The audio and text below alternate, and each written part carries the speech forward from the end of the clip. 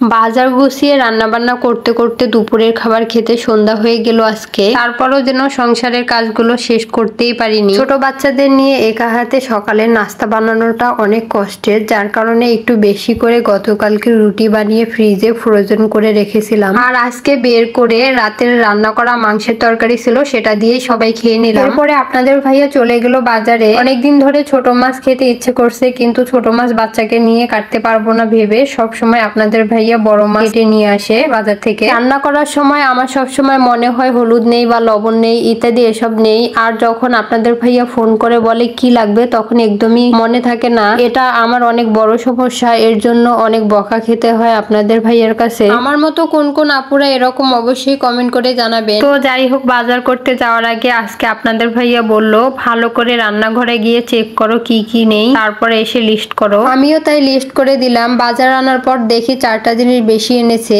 এনে বলছে বুটের ডাল, ছোলা বুট, হলুদ, জিরা শেষ হয়েছে, কিন্তু তুমি বলোনি। বললাম তুমি কিভাবে জানো? বলল 9 বছর থেকে মন ভোলা বউকে নিয়ে সংসার করছি, আমি জানবো না কে জানবে? তুমি চেক করে আসার পর আমি আবার গিয়ে চেক করছি। তো যাই হোক, এদিকে রসুন পেঁয়াজ অল্প অল্প ছিল, তারপরও আনতে বলেছিলাম, কারণ 2 দিন পর বাজার করতে বললে বলবে তুমি যাও, আমি যেতে পারবো না। বাজার করাটা অনেক প্যারা মনে করে, তাই বেশিরভাগ সময় আমাকেই বাজার করতে হয়। ভাড়া বাসায় একা হাতে সংসারের কাজকর্ম করতে হয়, তার উপর ছোট বাচ্চা, যার কারণে কাজের চাপ বেশি থাকলে পাশে এক আন্টি আছে, ওনাকে ডাকি। আন্টিকে ফোন করেছি আসার জন্য, আন্টি বলল 20 মিনিট পর আসছি।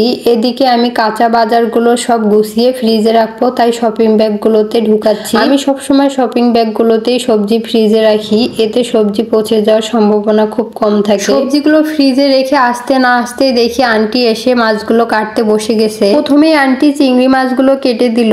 250 গ্রাম চিংড়ি মাছের দাম 280 টাকা নিয়েছে। এটা শুনে আমি অল্প অল্প করে 4 ভাগ করে রাখছি, এতে করে 4টা তরকারিতে দিয়ে রান্না করা যাবে। আমরা গৃহিণীরা একটু হিসেবি না হলে সংসারে উন্নতি না হয়ে অবনতি ঘটবে। মাছগুলো ফ্রিজে রেখে কিছু কাপড় ভেজানো ছিল অফ ক্যামেরায় ধুয়ে নিলাম। এসে দেখি ট্যাংরা মাছগুলো কাটা হয়ে গেছে। আন্টিকে বললাম সাবান দিয়ে হাত ধুয়ে নিন, এরপর একটু নাস্তা খেতে দিলাম। কাজের ফাঁকে বিরতি দিয়ে আমি চা নাস্তা এভাবে খেতে দেই আন্টিকে, এতে কাজ করার এনার্জি পায় আন্টি। চিংড়ি এবং ট্যাংরা মাছগুলো কাটা হয়ে গেছে, শিং মাছগুলোতে লবণ দিয়ে রাখলাম। এদিকে আমি রান্নাটা উঠিয়ে দিচ্ছি। লাউ শাক দিয়ে আলু দিয়ে হাতে মেখে রান্না করলে আমার কাছে খুব ভালো লাগে, আর তাই আমি এভাবেই সবসময় রান্না করি। শুধু এ তরকারি না, আমি বেশিরভাগ তরকারি হাতে মেখে রান্না করি। যারা আমার পেজের ভিডিওগুলো নিয়মিত দেখেন তারা জানে অনেকভাবে রান্না করে দেখেছি। হাতে মেখে রান্না করে যে স্বাদটা পেয়েছি অন্য কোনো ভাবে রান্না করে সেই স্বাদটা পাইনি। তো এক চুলায় লাউ শাকের তরকারি আর অন্য চুলায় মিক্সড সবজি রান্না করব,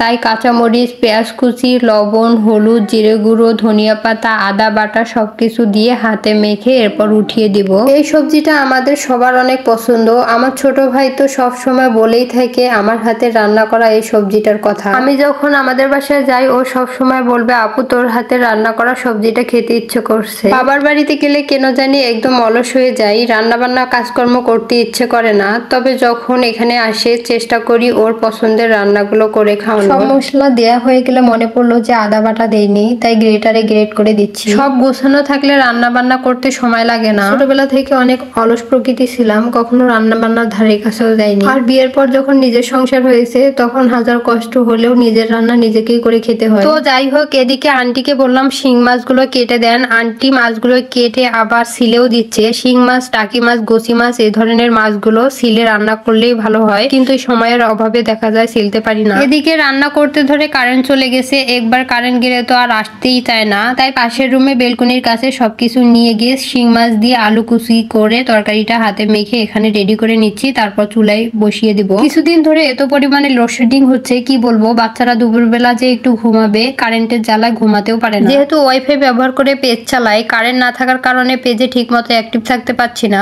শুধু কি রংপুরে এরকম লোডশেডিং হচ্ছে না পুরো বাংলাদেশে? আপু ভাইয়ারা কমেন্ট করে জানাবেন। তো যাই হোক, হাতে মেখে তরকারিটা উঠিয়ে দেওয়ার পরে মনে হলো যে ফ্রিজে টমেটো আছে, টমেটো দিতে হবে, তাই টমেটো কেটে আবার দিয়ে দিলাম। আর এই তো আমার রান্নাটাও হয়ে গেছে। 3-4 মিনিটের ভিডিওতে সবকিছু দেখানো সম্ভব হয়ে ওঠে না। আর এদিকে আন্টিকে 1 কেজি পেঁয়াজ এবং হাফ কেজি কাঁচামরিচ কাটতে বসিয়ে দিলাম। পেঁয়াজ মরিচ কাটা থাকলে রান্না করতে সময় লাগে না। পেঁয়াজগুলো কাটা হয়ে গেছে, এখন ডিপ ফ্রিজে পটে করে রেখে দিচ্ছি। 1 সপ্তাহ আর চিন্তা করতে হবে না। তো আজকের ভিডিওটা এই পর্যন্ত। আমার ভিডিওর কোনো অংশ আপনাদের কাছে একটু ভালো লেগে গেলে প্লিজ একটা লাইক দিয়ে আপনাদের ফ্রেন্ড ফ্রেন্ডস এবং ফ্যামিলির সাথে শেয়ার করে দিবেন। ধন্যবাদ সবাইকে। আসসালামু আলাইকুম।